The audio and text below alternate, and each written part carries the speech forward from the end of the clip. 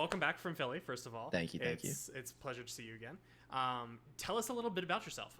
Where did you come from? What, if any, education do you have? You just said you were recently applying to college. Yep. And what made you want to pursue casting as a career? So, if you guys don't know, my name is Sully. You can call me Ethan. Probably not, because everyone calls me Sully in the esports space. But I've been casting for about 2 years at the moment. As you just heard, I am still currently in high school. I just recently started applying to colleges, Virginia Tech, Penn, all the major ones. So I'm currently based in Virginia. It's been a wild ride so far. One of the main reasons I wanted to start casting was, well, I feel like this is for most people. Originally, I did want to become a pro player in CS:GO. I got absolutely destroyed in like the open league. I went like 0-2, and I said, I'm just not cut out for this. So my sophomore year, I decided I'm going to start casting, and that's the rest is history, I guess. Worked really, really hard to get to this point. Did a lot of late night grinding and Vod reviews and a lot of personal practice. So it takes a lot of time to get here, and I'm glad that those last 2 years that I really put everything into it. Yeah, it shows, man. I know I keep running into you in random places, like on Boom TV events. And I'm like, oh, shit. They're fun. For sure. It's awesome. So what is your motivation to keep casting? Why do you want to keep doing it, and what makes you keep wanting to come back? I feel like there are a lot of reasons why. Like, I always come back and I always want to keep on working. I do enjoy the breaks. Like, before this, we had like 3 weeks straight, or like a month straight, maybe even 3 months straight of either casting, working with background and preparation and vaudeville and stuff like that. So I obviously love my breaks, but it's just like my life is so boring without casting. It's like I don't know what I would be doing right now if I didn't have the to look forward to getting back onto the mic, talking in front of thousands of people, and like just basically giving my love of a game, and trying to deliver my emotions that I feel at the moment to a bunch of other people at home who are sitting in front of their computers, or whether that be in a stadium and you get hype with them. It's a surreal feeling, and it's one of the main reasons I always continue to work and I continue to grind, because I want to feel that feeling as many times as possible. And I feel like I've barely even scratched the surface as to how great it can feel to hop onto a mic. Hell yeah. And with Fragadelphia this last weekend. Yeah. Hey, was that one of your favorite experiences to date now? That was surreal, because I casted with Gus or Upmind before, right? I flew to Orlando and we did like a chill like studio cast. It was really scuffed, I'm not gonna lie. But like being in like an actual studio with the producers in front of me, everything going on, and like we were behind the stage, so we didn't see the audience, but to be able to hear like players screaming and losing their mind in either like the land pit, which is like where the group stage is happening, or on the main stage, it was like, dude, this energy is just crazy, and you like feed off of it. I know some players are like, I always play better on land. You literally cast better on land just because the energy around you is just so much different. I remember we were doing PAX Arena this last weekend. Yeah. And the casters were situated within the actual crowd. Oh, that's so sick. The sick. Casters like turning around and being like, "Give it up, y'all!" And we're, like, that is so sick. I'm so excited to get back to like these actual LAN experiences again. That'll be sick.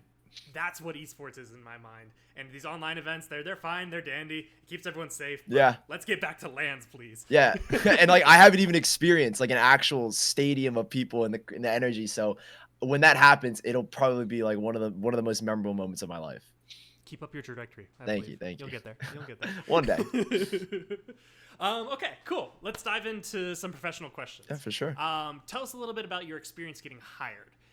For various events, this can be for anything. It's a very broad question. Yeah. What does the negotiation process look like? What are some of the largest challenges? Stuff like that. Tell us about your esports experience and your professional experience. Yeah. So like one of the hardest hurdles I think for almost anybody working in the industry is like networking, because I know we all come from like, I'm not gonna like stereotype gamers to be kind of like antisocial, but that's how I was, at least individually. Like in high school, I didn't really talk to too many people my first 2 years. Third and fourth years, when I like this year now, I really start to try and go out because I have a lot more confidence because of people in the industry and how much I've grown to love esports. So it's the hardest part for me was networking and becoming friends. And like my first year was I really didn't know anyone. I remember I went to like a local LAN and I was a nobody. Nobody knew who I was. I didn't know who anybody was. So the hardest part is definitely going to be networking and building relationships with your employer, with your colleagues, with your partner that you're going to be working with probably for the majority of your career. So that was the most difficult part. But once you get over that hurdle, and thank God I have Upmind, because he is a social butterfly. He loves to talk, and we build relationships really easy through that. I let him do his thing and we always have a good time. So getting over that networking hurdle is like, okay, I've gotten to network, and my first like major hire was with Fragadelphia way back in CSGO. And that came through a lot of just hard work, right? You're not going to be able to get a spot just off of networking, whether you believe that or not. You really have to show and prove yourself that you are able to work in this industry. And that requires months, right? Some people like to compare me to like this crazy 17-year-old that is good at casting. But like I find myself in a very lucky position because I was just in the right spot at the right time. That's really all it was. And I worked incredibly hard and took advantage of that because I understood, okay, COVID's coming up. Valorant just dropped. I'm in high school. I have all this time on my hand. Upmind is about to graduate college. We can really work this out. And that's how I think most of our success came. So don't think that it's all about networking. You really have to grind and work things out. But once you land that job, talking about negotiations, that's probably another big aspect. A lot of us are going to be freelancers. We don't have an agency behind us to like Code Red or CSA to do the negotiating behind us. So having that network with your employer, like, so our main employer is NSG. We are really good friends with NSG. Like, we know almost all the staff there. We're super chill with them. So having a good relationship and being able to have the business relationship and the personal relationship separated is super important. So when you get to that business stuff, it's like, okay, yeah, we're like buddy, and like I love working for you guys, but like I don't have bills to pay, but most people in the industry have bills to pay. So you got to have that business side. And especially with Upmind, and I work with him, we have to ensure that we are getting paid properly. And you really have to like sit and discuss and talk about rates and whatnot. So don't be afraid and don't just like, okay, this is my first big gig. They're paying me what, 400 a day rate to do 3 best of threes. That's absurd. Make sure you have that business relationship separated from the personal side. If your employer can't do that, then there's probably an issue with your employer. Yeah, can you talk a little bit about any kind of instances you've had where maybe that interaction between being a friend and being a business, what's the word I'm looking for? Business cohort, being business, I can't remember what the word I'm looking for. A professional setting, a professional versus friendship setting. Can you talk about any kind of situations where it might have gotten a little bit awkward and how you worked to resolve it and push past it? Yeah, I mean, like, because I'm a high schooler, I work with like a lot of younger people, and I obviously like NSG. They are absolutely phenomenal. Bach, who's the talent manager, works with us. He's absolutely great. We've had no issues there so far, and I doubt we'll ever have any issues because of how great they are. But there have been times where, like, because I'm so young, people try and take advantage of that youth, and I'm like, listen here, buddy, I may look young, but I work at a pretty high level. I know what's going on. And so it's happened at like the high school level with clubs and whatnot. They always reach out to me like, yo, Sully, can you do this for free? Blah, blah, blah, blah. Will you cast this? And I'm like, like, yeah, it's cool that I'm a high school and you want to do high school things. But like at the end of the day, I'm trying to set an industry standard. And I don't want the idea or the stigma to be that you can take advantage of young kids and make them do work for you for free. So thankfully, in like the actual esports world, I'm going to exclude high school esports from that because it's a completely different world in my opinion. I haven't had that issue.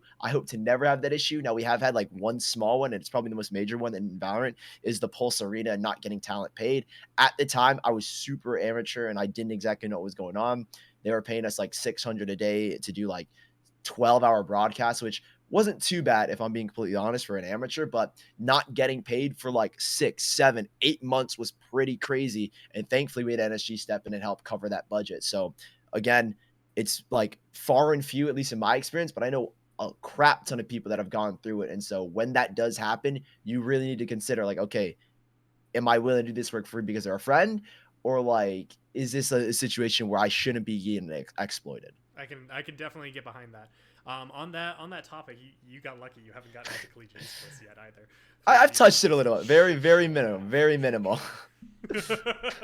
It's fun. That's where the majority of my background comes from, and it's a wild west world out there. So I've heard. Can you talk about the balance? You hit on a little bit with like free work there. Yeah. The balance between doing free work to like build your resume and doing and getting paid for experience in like, what is the balance there? How many like free jobs do you take when you're first starting compared to paid jobs? And did it really help you get hired? Yeah. So I'm not too sure like what the comparisons between like different esports are, but for where I'm from, I have a CSGO background. When I first started, I did only free work. Why? Because I was 15 years old at the time. Nobody would have entrusted their brand, their CSGO team to be casted by some kid that literally just started his freshman or sophomore year. So I was like, all right, that's completely understandable. There's a certain limit, and I honestly can't describe the threshold to say you can do free work, and this is the point where you need to get paid. You should be getting paid if a TO or a team or anyone approaches you. But if you approach them, that's a different story where the negotiations are in favor of the organization. But if anyone approaches you and says, yo, can you cast for us? and you're like, okay, my current day rate is blah, blah, blah, blah. And they're like, we don't really want to do that. Can you do it for free? That's going to be an issue. But I always say that when you first start out, get a lot of reps in, right? I'm talking like, where I came from, you couldn't do like organized events, or you couldn't work for tournament organizers. And if they were always very, very minuscule and very on this, like the small side. So free work was really common in the CSGO scene.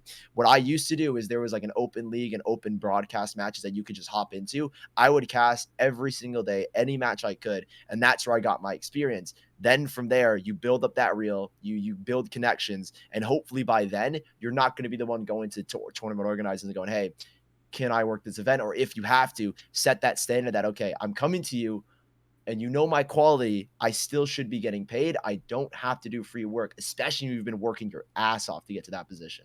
Free work is not it. It is not it. It's not it, but it does help. It helps when you're first getting started. It definitely There's does. Something to be said for that. I like that dichotomy too, where you said if they approach you, then you should give them the pay rate. Like exactly, it makes total sense there. If you approach them, it's a whole different story. And I think that's a great point of clarity. Moving forward into this next part, it's the day of the game. How do you prepare yourself? What are two things like newcasters should do to set themselves apart and find success? Yeah. So it's the day of the game. I'm not doing too much in terms of preparation, like game study and all that. 2 days. 2 days. Okay. 2 days. Even then, I'm probably doing like very minimal notes. I'm probably super active on the timeline. I'm talking to players as best I can. I normally like to have like my VOD study at minimum 4 days before, and especially if I know what the game is. If I don't know what the game is, then I try and do it on the day or at least a day before. So let's say, for example, I don't know the games. Like it's a VCT open qualifier, and we're in like round 16. The game's literally just ended the day of, or like we just got our games today. I am typically not going to VOD review simply because I don't think there's a point to VOD reviewing if you don't have the time to VOD review every single map, especially in this instance because it is so early. I'm typically rehearsing and like finding my flow. I do something a little bit different than a lot of color commentators in the sense that they'll probably like have a whole page of notes and like setups and like things to watch out for in terms of games. I don't really do that. I normally just VOD review any single best of 3 to like just warm myself up, because what I like to do is I like to analyze as the game goes on and point out things that I notice and blah, blah, blah. Yes, I'll typically point out tendencies, but that's mainly because I built up a database of just watching VODs over and over again. So what I like to do is I always like to refresh myself. I'll watch like a long best of 3, just analyze that game, take notes, just get my mind warmed for a Valorant game and when I'm ready to analyze, or if any esport, right? Get yourself ready in that mindset. So I love to do that kind of thing in terms of like getting myself ready for the actual cast. I'll take a shower. I want to feel refreshed. I have a weird thing where I'll always drink a body armor before a cast because I just feel like it makes me cast better. It's like a slight energy drink and it gives me electrolytes. Maybe it's because I used to be an athlete or something like that, but I'll always drink one of those. Get your voice ready. Don't overexert yourself. Have some like honey tea or lemon ginger. I always have one of those on standby. Make sure you eat before broadcast as well and ensure that you are physically healthy as well as mentally healthy. Otherwise, it's going to reflect on the product you produce. And as an entertainer and as someone that is a freelancer, you are providing a service. And if you can't provide the service to the best of your ability because you're physically debilitated or you're mentally just not there, then you're going to have an issue. And that's where maybe gigs start to fall out and your reputation starts to go down. It's especially difficult too because casting is such a physically demanding position. I know, yeah. Compared to tech directing, which is more of like a mental game. Mm-hmm. And casting, sometimes you're just there on screen and it's like, please vamp for 5 minutes. Yep. And you got to be ready for those. Like you always. So another thing that Gus and I would typically do is every like 2 hours before a broadcast, we'll have our run a show. We'll look at our run a show and we will literally map out everything we want to do. So like for the VCT, for example, we got to run a show and it'll be like team A roster, team B roster, talk about the maps or like intro the teams. We will literally go over exactly the topics we want to talk about. So it's like, I guess casting, people call it improv, but that stage of the show, I feel like it makes sense to have some kind of script to follow. And we will always go over 2 hours beforehand. What style do we want to go with this cast? What energy, what tempo do we want to bring? Anything we want to fix / change / experiment with? And what do we want to say in that pre-show? I think that's super important to always have like an hour before like your AV test with your co-commentator. It's like, okay, let's do this. Let's make sure we cover this, and flow from this to this to this, et cetera, et cetera. How much does like the broadcast like graphics help support your overall like show narrative that you guys are building?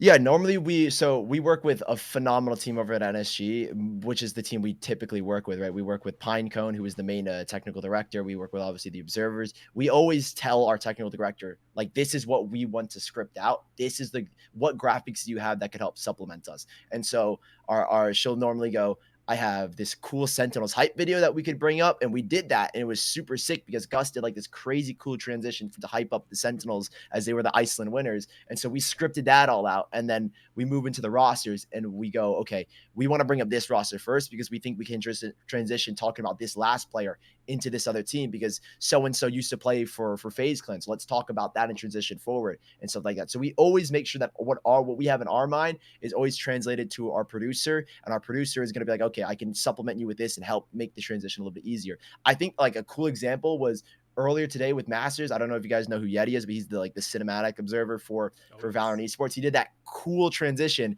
and that was very clearly mapped down. He had it in the back of his mind. So that's like an example of what you should be doing and talking to your producer if you want to set something up or something like that. You talking about the one that had the yeah, that was so sick. That was so sick. Love that. Speaking of good promotion, by the way, Yeti does an incredible job of promoting himself on social media. And like the fact that he had produced that and that was being broadcast, and then within 2 hours he clipped it, put it on social media, and it got like instant engagement. It's just absurd. Yeah. It's absolutely crazy to me. On to the next part, though. So 2 things new casters can do to set themselves up for success. Yeah. You can tell I'm not a front of house caster. All good. All good. What are 2 things that you think help you and both of you to stand out so much and want people to keep on hiring you? So individually, I do. Like, a lot of people probably think like this Sully kid is always formulating and doing business meetings about what the hell he's going to tweet. I don't. I literally tweet. So my brand is always like, I want to be inclusive. I want everyone to know what's going on. I want to be honest and open book. So I literally just tweet to tweet, and that's my brand. But if you have a different brand, and one thing I see a lot is like, you want to be that guy, right? You want to be that guy that can shit post, make good memes, and get a lot of interactions. That's not going to work because you're a dime a dozen. There's a million of those other people that are trying to probably do the exact same thing. So be something that you don't normally see. And obviously, I've definitely like ripped off the fact that I'm a 17-year-old. I'm literally still in high school. I only started 2 years ago, right? Do what works for you. What works for me is most likely not going to work for you guys. But what I'm getting at is find something that's unique, find something that's a little bit different, and try and really, really build off of that. I don't want to be building out the fact that I'm young for the rest of my life because I only have like 2 years until I become like, okay, 19-year-old Sully, not that cool anymore. So you got to like constantly think, okay, is what I'm tweeting appropriate for my brand? Is it going to maybe hurt me down the line? One thing I always tell new casters and that I see whenever I go over stuff like this with them is like, make sure you separate your brand and your business from your personal life and what happens outside. Now, if, like, my brand is a lot of what goes on in my personal life, I'm completely fine, but I just make sure that it's not too personal and it goes way off the deep end. So that's probably my biggest tip to build a successful brand and to obviously be brand friendly, especially depending on the game you want to work with, right? If it's Valve, it's a little bit different. You can kind of go off the deep end like we've seen sometimes, but for like a Riot event or like a Blizzard event, you gotta like, okay, I want to work these events, I need to be a little bit more brand conscious. That's probably one of the biggest keys to success, is that you can obviously build off of your commentary hype and your broadcast success over to a personal brand, so you can have a platform and have followers and fans that you can interact with on the daily. My second tip, and this is something I literally cannot stress enough, is as an individual and as a duo, right? If I'm working with Gus and we have a cast, we are 99.99% of the time going to sit in a 2-hour call after a broadcast. It could literally be 12 a.m. and we will go till 2 a.m. talking about everything that happened in that cast. Now, you don't have to go to that extent, but it is critical in my mind that as soon as you get off broadcast, you need to reflect, because it's hot in your mind, it's fresh, and you're like, okay, I did this, this, and this, and this. I need to think about this, this. And Gus and I, we've gone for 4 hours before really like berating ourselves and excuse my French, but shitting on the cast that we gave because we didn't think it was to the best of our ability. So that's another really critical thing that I tell a lot of casters is, when it's hot in your mind, talk about it, think about it, reflect on it. What could you do better? And then the next day, watch over the cast, get feedback from your peers. That's another big thing that people don't really do, is they don't reach out to other commentators and more colleagues and superiors, because I bet you most of them will say, yeah, I'll sit down with you for an hour or 3 or however you need and go over it, because we love to do it. I do it sometimes with a couple of my other colleagues, and I get feedback from a lot of my colleagues like Vansili, Veli, Bach, all those guys. I always ask them, what can I do to improve? There is always something you do to improve, because when you compare yourself to the top dogs, we are absolutely nothing. And that goes for myself. And there's always something we can do to improve. And finding it in yourself is good, but getting feedback from colleagues, things that you might miss, people with more experience, that's where the valuable information comes from, in my opinion. Who are some of these like giants in industry, specifically for Valorant, that you think that some of these up and coming casters like in this program should be following? I think Vansili, he's an absolutely dog when it comes to like giving you feedback. He has been probably a very big part of my success so far, in the sense that I can go to him. He's like a mentor. He's more like he's like a bigger brother in the esports scene, in a sense like that. I can always go to him. I can always talk about things. I can always like be like, I don't know if I did this good. What do you think about this? And he was 99.99% of the time, well, maybe like a 90, because he is pretty busy with other stuff, will sit down with you at some point in time and go over a cast and give you really good feedback, right? As a color commentator as well, he's a color as well. I get most of my criticism from him, and I go to him for a lot of things. Same thing with a TF2 caster. His name is Froden. He gives a lot of really good. Yeah, I used to go to him. Like, I met him through his first Valorant event, and then ever since we become pretty close. He's like another mentor to me. So if you want to like go to people, literally anybody, I would say in like the top tier 1 Valorant, like Pansy, Hypoc, they're more than likely to give you something. DDK surprisingly has given feedback to a lot of people. I know that's like, wow, DDK, he's like the guy in Valorant, but he gives feedback. Everybody is so welcoming that follow them, look at what they do, hit them up, ask them for advice. Don't steal their style, but take things you like and incorporate it into your own. There are a lot of things you can learn. There's never a second where I feel like I know it all, and I always know there's something to improve on. How do you reach out to these people normally? Do you just slide into their Twitter DMs, or what's the best way to talk to them? So typically, like, obviously, right, I'm not gonna say like you should be like hitting up in their DMs and like sliding and be like, yo, can I get a review? But like, right, like I haven't had to go through that, because I worked with Vansili the first time he ever did a Valorant event, so that's how I had that connection. I talked to him and whatnot, and Froden came to me instead. But they most like notable Valorant casters like Vansili, like DDK, like Doug, like Riv, Sean Gares, even, they normally have a contact, and most of the time they're checking that contact. Like when I first spoke to DDK and emailed him, I got a response from him, right? So you never know. You might not 100% of the time get in contact with them. Emails slip through, probably them, because obviously they got a crap ton, but there's a pretty good chance at least one of like the 50 casters in Valorant that are like at a very high level will respond to you. I'd almost guarantee at least someone will respond. And so don't be afraid to shoot your shot. Like, it's nothing to be ashamed of.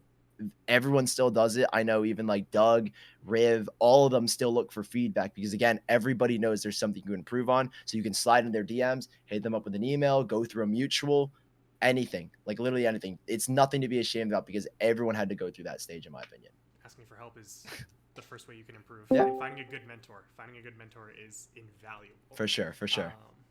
Beyond that, though, I want to take a step back and talk about a little bit more of your Vod review process. Yeah. What kind of VODs are you watching? Are you casting over them? What kind of notes are you taking?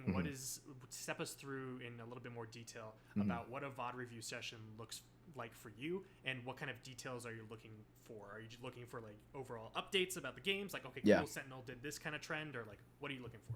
Yeah. So again, I do this thing where I'm not like a Valorant and VOD Andy, purely because I actually just do not have the time with school, soccer, social life, and all that. I try and pick out things that I know were interesting, like major games. And I'm not going to sit here and say that I'm some Valorant wizard. A lot of what I do, I feel like I just develop game knowledge, right? As a color commentator, you have to be able to analyze something on the fly. In my opinion, it's the analyst's job to be able to point out things and be like, after the game, like Valorant, Sentinels did this, Vision Strikers did this, and if they did this, it would be a lot better. But as myself, the way I see it is my job is to provide insight on the fly, look at a player perspective. If I'm in that situation as a player, what is going through my head? Why did I make this certain play? Not necessarily, okay, Shazam made this call because Shazam typically does this, and Shazam would like Sentinels to do that, right? I feel like that's a little bit too much. So whenever I do a Valorant VOD review, I'm obviously looking at things and I'm thinking in my head, okay, why did they do this? And most of it goes into my head. Like I don't typically take extensive notes because I find that to be a little bit too time consuming, and it turns normally a 2-hour VOD into a 6-hour VOD, which is just something that I find boring to death. What I'll typically do is I will just take my time, go as long as I need, and just thoroughly watch a VOD and think, okay, piss around. Why are they buying these guns? What is going to change about the dynamic? Am I noticing they're buying more Vandals and Phantoms?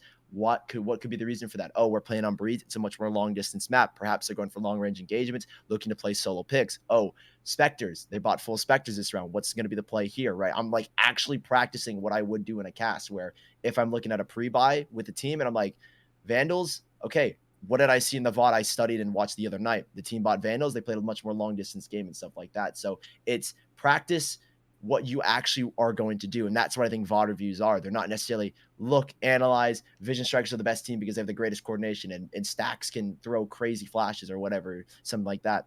It's practice what you are actually going to do and what you're actually going to implement. There's no point in taking 50-page notes of Sentinels if 90% of it isn't going to apply to the game, because Sentinels aren't a team like that. So that's my biggest thing, is don't over extenuate yourself where you're just looking into every single detail, but have a general knowledge and build a general basis instead of focusing on one team for one straight week, because that will kill you. That will literally kill you.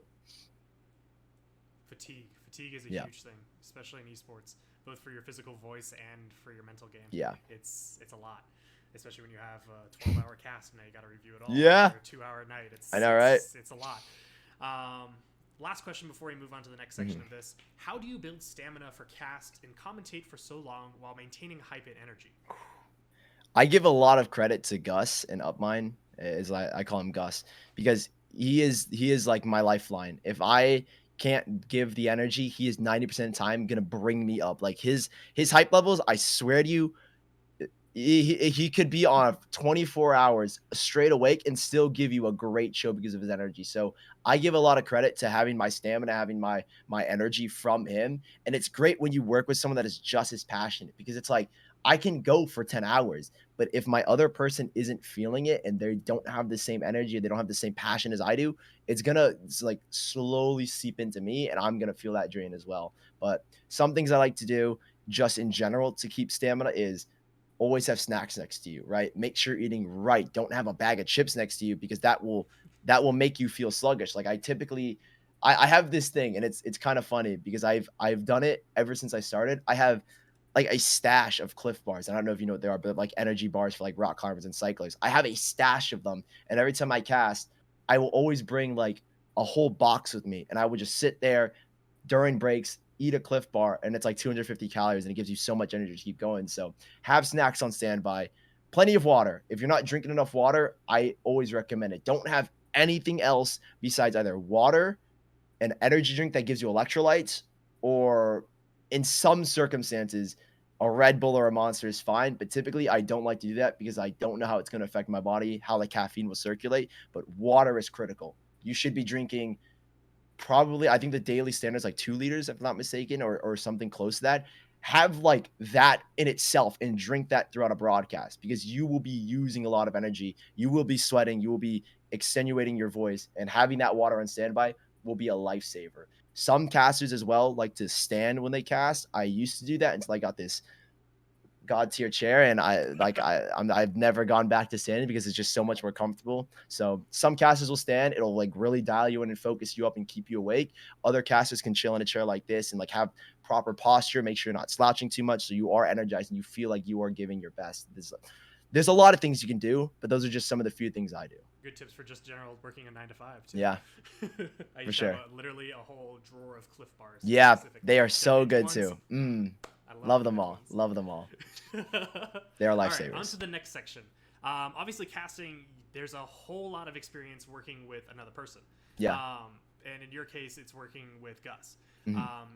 You guys, I don't think I've ever seen you guys really separate. Yeah. Ever. So meaning you have been pretty much casting straight with him for 2 years. Basically. Talk us through some of the importance of you two working as a pair, as well as how you guys handle any disputes that may arise, and hopefully move forward with them for the better. Yeah, so it's been a long time since I've actually casted with anyone, and Fragadelphia was the first time, like in like 6 months, that I casted with someone else.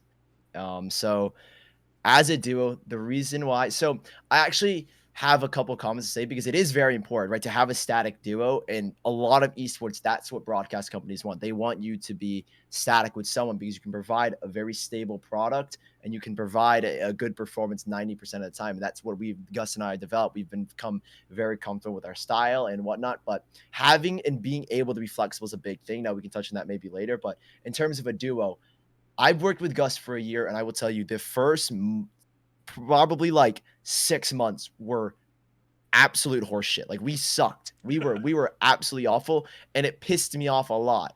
And so thankfully, Gus is that kind of guy where he can take criticism, even if it's from like a 17-year-old that has only been in the industry for a year. He is that kind of guy that will take my feedback because I want it just as bad as he does. That's one of the key things in a duo that I always tell people coming to me for advice is, if you guys don't have the same drive, if you don't have the same ambition, it's not going to work out. Gus and I have the same drive. We want to be the guys in Valor. We want to be known for the hype. We want to be known for the youth and how energetic we can be.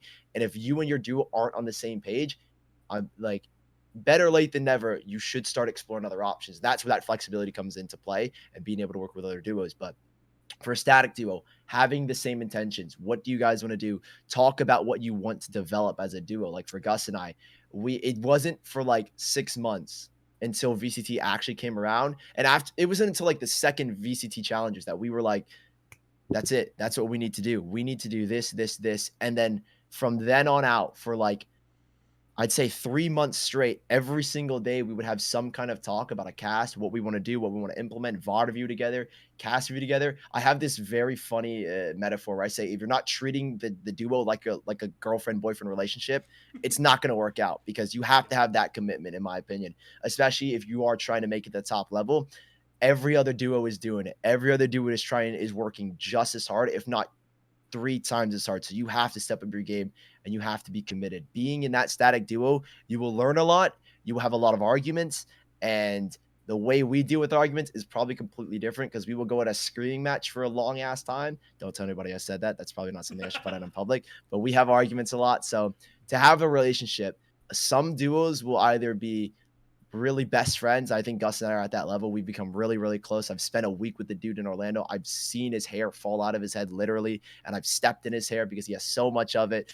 And I've been with him through all that, and we've had dinner, we've had all that kind of stuff. It was super fun then.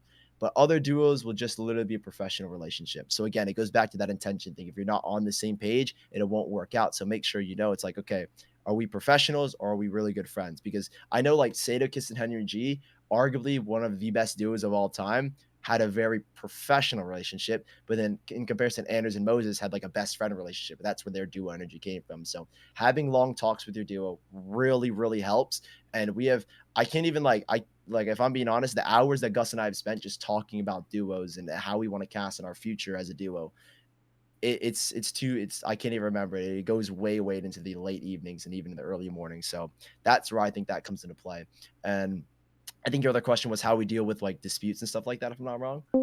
Yes. Okay, so one way. Oh, and he's here for you. So speak of the devil. Yeah, now we can talk about the actual disputes. So I was just saying, Gus, that we've worked really hard. Static duos are important, but also having flexibility and building a relationship. But when it comes to disputes, I leaked it. We do have quite a few arguments, and I don't know if you want to talk about it, but we typically deal with them as probably one of the most professional ways that 2 kids can, one 20-year-old and one 17-year-old, is we just go at it for hours and we just have endless loophole arguments. But I think personally that's really strengthened our relationship because I feel like I can get really pissed at Gus, and then the next day I'll be like, all right, we're cool, we're homies now. Shit just happens. So again, it all comes back to like that relationship. If you don't have like a best buddy relationship, which Gus and I have, like we can chill and talk for hours on it and not get bored. Or if you have that professional relationship, make sure the disputes are handled in the way that's appropriate to how you guys talk or how your relationship works with your buddy. Yeah, I think it's a very difficult thing, and especially at y'all's age. In high school, I was part of a speech and debates team, and we had an event where it was literally duos. And before I got into esports, I realized, oh shit, this is actually kind of casting. Yeah, it's like we had to put on a performance together, and we had to like be perfectly in sync. And we traveled across the country, and thankfully, y'all's did better, but mine ended up fire. Yeah, it's hard. It is hard. Like that level of communication at that like young of an age too is crazy hard. Can you talk to me a little bit about your first 6-month period, and to catch you up a little bit on it, Upmind, we were talking about y'all as a duo relationship and how it works more or less, and how you guys handle disputes and work together and improve off of each other. Those first 6 months are super important, especially for the students here where they're brand new, they're getting matched up with someone they may not know at all, and I want to hear about your experience getting to know one another. Yeah. So I'll like start off really brief, and then Gus, you can like dive into your point of view. Yeah, sure. Our first 6 months, neither of us were perfect. I think we just started getting a Valorant. I was still hesitant to jump on the Valorant ship because I was still like in love with CS:GO. But when we first started doing it, we were like, okay, we should probably consider making this a static duo because we are pretty good together. There were a lot of like issues that I could point out with Gus. And I would say like one of the major ones, and I know Gus will like he'll be like, yeah, that happened. He rambled like a lot. One of the issues that I always thought is that because we used to solo cast a lot, we had the tendency to just go off on our own, and he would do play-by-play color, and I would be sitting there like, well, you already did color. Well, what do I do now? So we had that issue. Those were like the majority of the time that we spent, and a lot of it like I told them that we spent long hours after cast and like just random days where we would talk for hours and hours about what we wanted to do, how we should develop as a duo. And so those were like the first 6 months. It's literally just, what do we want to do as a duo? What are mistakes that we're making? The fundamentals that we need to get down. And even then we don't have them all down, in my opinion. Mm-hmm. No, I mean, he's right. At least our first 6 months as a duo, it was a lot less communication than we have now, for sure, I think. Yeah. But I think at the beginning it was more us trying to make a lot of things work. We were still trying to learn a lot of our own personal dynamics with the game, and honestly, we weren't really comfortable with what kind of styles were the wave, and in what direction did we even want to go as a duo? How committed were we actually going into it? And then over time, we ended up just deciding together, even when we have our differences, to just work this out. Because we know that we could be marketable. We know that we can make this work and be a successful duo and compete in around the top 5 of the current Valorant scene. And it was more ambition and our cooperation together that those 6 months were important and try to develop. After that, of course, we end up reaching a flow, and then and then after that, it's more comfortable, and the arguments. Arguments can happen. Yeah. Hey, by the way, us highlighting that, those aren't actually common. It's more of just a meme at this point. But even then, those happen. But it's more, those first 6 months are literally just like team bonding. It's more like us pugging with one, like pugging in Valorant and just playing random games, doing content. I mean, literally, me and Sully, we were casually competing in like Counter-Strike. We were playing with another group of casters, and that was considered kind of team bonding. We were just playing the game together. We were just having fun. So he was having fun. I was stressed over the games. I know. Other than the fact of, you trying to get used to the game together, or you trying to get used to the industry professionally, it's also very important for you to just be friends with your co-caster. Chemistry is more important than your own mechanics. We saw an observer versus an observer tournament. Where's our caster v caster tournament? It should happen. We have enough casters, I think, in Valorant. Yeah, no, the thing is, casters versus observers. We would, if we did casters, I would not. The duo might break up because of how much I would BM this guy if I killed him. I'm not gonna lie. We would have to be different captains on different teams. Like it happens. I think we've only played like maybe 2 or 3 scrims with each other, and every time all the casters put us on like different teams as captains. So yeah, it's awful. So we never is what it is. We don't build chemistry that way. We build chemistry through BM. That's okay. it. Taking note here that you're the kind of guy that will teabag your own teammate. Yes. Damn right I will. I like it. Cool. So moving forward into the next phase, I know some of the students have questions on pricing. Are you guys okay to talk about general rates within the esports industry? It doesn't have to be specific. We're talking about like literally like amateur to getting into it to professional. Yes. Sure. Of course. Purely because, I mean, we're comfortable with that, purely because we were literally at your guys' levels, say like a year and a half ago. So even like closer than that, to be honest. Maybe not too. You're right, and maybe not like maybe not like collegiate, but no, seriously, at your guys' level, still actually going through like I would want to say more collegiate work and more starter beginner work, even like I would want to say free work, even at points, volunteer. Yes, even at that level, yes. So in terms of general rates, like let's say someone comes asking you to do a best of 3 in Valorant, what would the rate be for I'm just getting started? I have a little bit of experience under my belt. I've done 1 or 2 paid gigs. What do you think that is? For a single best of 3, I think the best option would be for like a map to map. So I remember when I first started, like in CS:GO, it's probably completely different because Valorant is a lot more lucrative, however you want to say that. I think typically like $20 a map is a very good standard in my opinion for like a lot of like beginning casters and amateur casters. That's what I started with.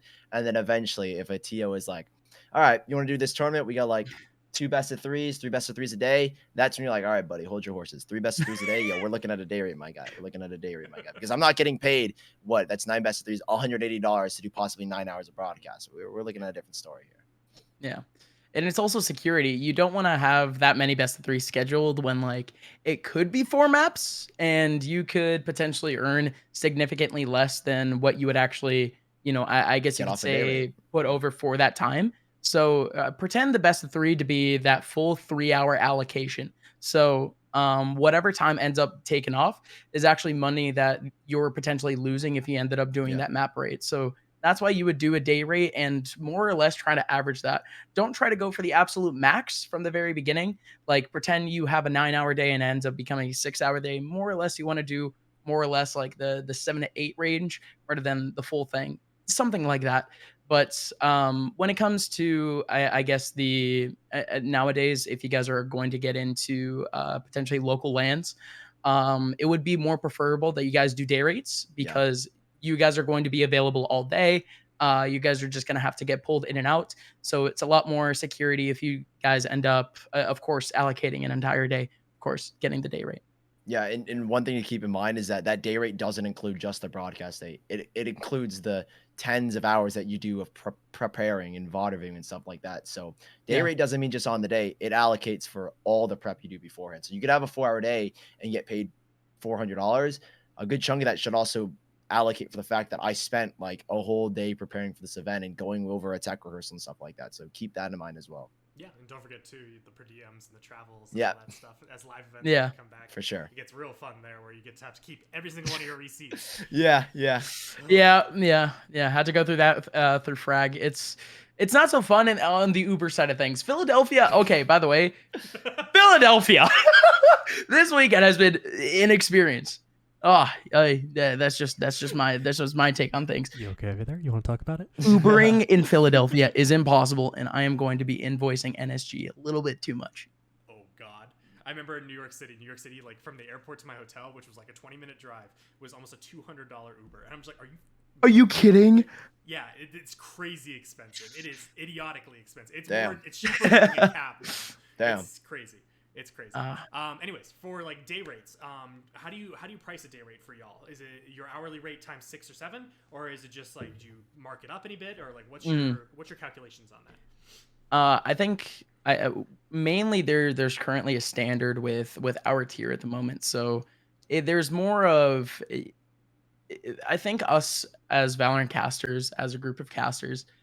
Say like the other tier 1 guys like Doug, like Riv and things like that, we all try to maintain more or less the same level purely because we're all competing for the same positions. And I think we're all very open with one another. It's very uncommon with a lot of esports, and we're actually very thankful to have such a constant contact with high up guys like that. But we like to maintain the same level as them. So if they're currently doing per se they're going to be doing $400, we're also going to be doing $400 if not a little bit lower, and things like that. So it's more like we're maintaining the level with everyone else. But pretend we were going back to CS like we did with this weekend. We did actually just about half of our usual rate, purely because it was I guess a lower level of a tournament.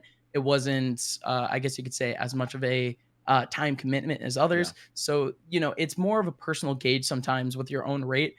Sometimes an event or a TO, a tournament organizer isn't exactly, as available to a certain rate. So, you would like to go down at your guys' current level though.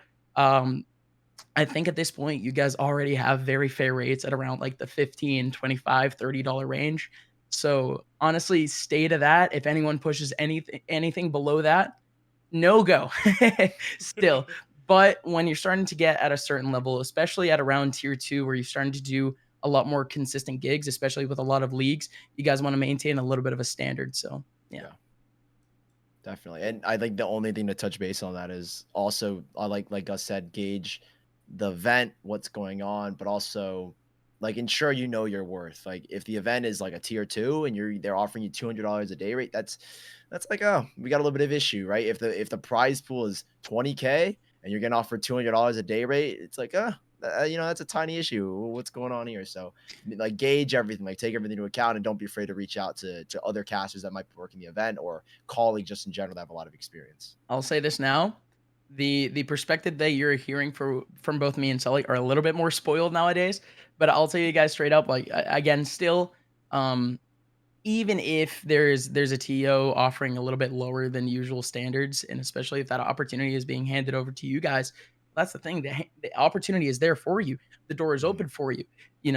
Don't, I guess you could say push for gigs like that, but even if it's not something that you're more, I guess you could say, open to, or a rate that is not exactly at your level, but you just want the experience, or at some instances, it's more, I guess I could say, a higher level, still go for it. Just be open at, the first year or so of your career. You just want to get your network as open as possible. We have about 10 minutes left. I know you've got to head out here pretty soon here, Sully. Feel free to dip whenever. We're going to be opening the floor to just general questions. I can cover the rest. I know I was a little, I know, right? Like a little tag team. Yeah.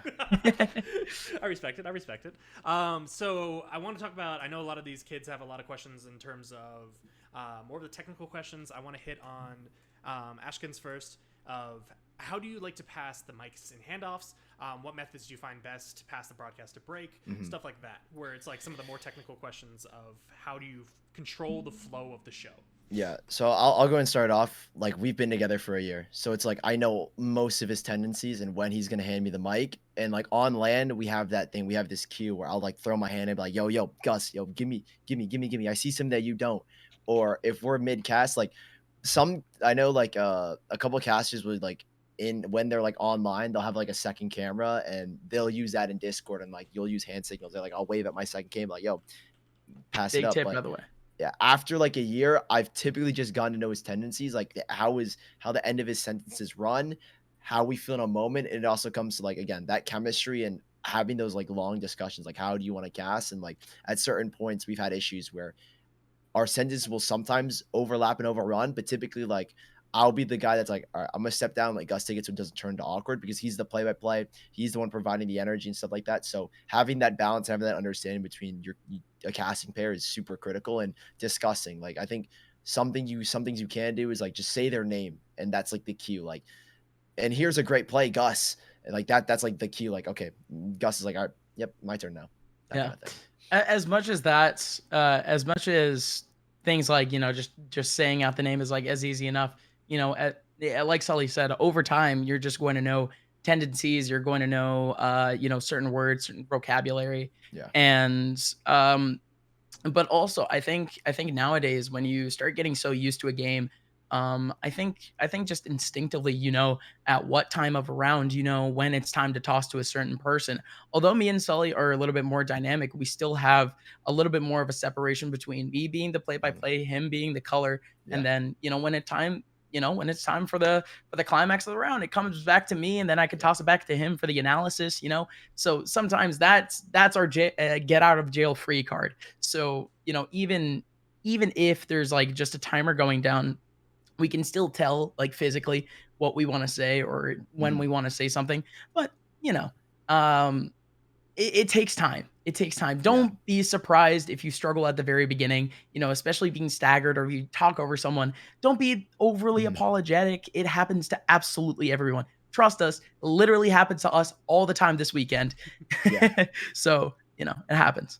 Yeah, and you don't finish each other's sandwiches. I was gonna say that it's like one thing you need to understand is that finishing sandwiches, sentences, and having like a decent. So like again, we fall back to like color, and like he was talking more hybrid now because we've gotten a lot more used to each other. But you should have that respect. Like in the beginning, I was primarily a play-by-play, and transition to color was difficult because it's like I want those cool moments, but at a certain point, you got to respect, like, that's not my job. Gus does play-by-play a lot better than me. I can provide the color and analysis. So have that respect and be like Gus, you said, if there's the climax of a round, I have to have the respect to say, okay, I've said my piece. I don't need to say anymore. Let me pass it to him. So to have that level of respect and to understand, like, oh yeah, like vice versa. It's like, okay, it's the end of the round. I could say so much, but then I steal Sully's thunder, and then he has nothing to say. And we've had talks like that before about it. So having that respect and that understanding, like, it's my time to give the mic, or I need to be ready. I need to respect my co-commentator and give them mic time as well, and understanding roles. Like Vans was telling me before, it's like 70-30. Color gives so much analysis, and play has their shining moment. Or maybe you want to do a 50-50, right? Just have that conversation before and have that level of respect. Yeah, and just like an ultimate tip, kind of like a get out of jail free card for your first time with someone. Maybe try to experiment for like the first half or something, just going round by round. I know being conversational can be, can be actually really helpful, and for a lot of people, it's actually the better way to cast for them or the more comfortable way. But in all honesty, it's very hard for you to try to navigate with someone when they're going to be ready for a toss, or when even it's the right time for you to toss to them. So, Right. I mean, in a lot of instances, it might actually be better for you guys to go with more or less a formula of going round by round. Let you kind of take a round for a little bit. If you do ultimately want to toss, of course you can, but try to follow more or less like the 1 or 2 tosses per round type formula. Other than that, I mean, yeah, like we've been saying, it takes time. Yeah, leading on to this too, controlling hype is super important. You don't want to be super hype within the first round, and now all of a sudden the best moment is all of a sudden at that same tier. What are some tips and advice you have for up and coming casters to control your hype and your excitement? Sweet, Gus, for you. Yeah, so I'm not the best person to talk about for this because I am hype all the time. I love Valorant. I love the game. I love the game that I'm commentating. I love the round, dude. Look, but when it actually comes to gauging kind of the flow of maybe not even just a round or a game, the event itself, when it comes down all the way down to a final, every single round is important. You're getting closer and closer to that X amount of dollar prize. You're getting X amount closer to, a big qualifier for a big event. So, in some cases, maybe the entire game is that important. But I think it's more for a lot of questions like that, I ultimately just say playing the game will teach you a lot of things about, round importance and overall kind of just, interaction by interaction priority. Because, for a lot of things in a game like Valorant, sometimes it's as clear as saying, well, one team has the better guns and the other team simply doesn't. And this round is not going to actually be that interesting. So in that case, we be a little bit more conversational. We start to toss it around a little bit more, and we have a lighter tone. So I guess for me, I could convey a lot of my emotion through my tone. And, I can be going as fast as I can and my voice is getting a lot higher and things like that. But because I have such a spectrum, I could slow it down a little bit. The round's getting super intense, you know, whatever, things like that. There's a lot of ways that you could dictate the pace and the tempo and the hype of a certain round, but it ultimately comes down to your experience with the game itself and ultimately just the atmosphere of the event. You don't want to overdo it, of course, but also you don't want to be a Debbie Downer. How important is it, do you think, to expand to other games? Because I'm only doing Valorant. CS:GO is still relatively popular. The numbers are kind of being traded towards Valorant, but maybe like League of Legends or Rocket League. Right. How important do you think that is to also maintain, for example, like if you want to get more gigs? Sure, if you're just an overall gamer, I guess, then there are going to be certain games that you can just kind of pick up off the bat. But things like jumping from CS to Rocket League is going to take time. And simply the only thing I could tell you is play the game, watch the game, just be a part of the community for the amount of time that you're allotted. If you're scheduled for, I guess, an event that you ended up getting an opportunity for, just try to envelop yourself around the game as much as you can. And then whenever the day ends up coming up, the main thing that you're trying to aim for is just trying to be in the mindset of the player. You're trying to at least gain some of the game sense, just at least you can understand the play-by-play aspect of things. When it comes to the color, when it comes to the actual event and the history of the players, that is something you can't really grasp without doing your own personal studying, going online, looking at stats, things like that. So that in itself is already a big time commitment. But if you're trying to learn a game, the only thing I can really tell you is play the game and just try to be as passionate as you can around it, just so when you actually start to talk about it, you yourself are excited about it.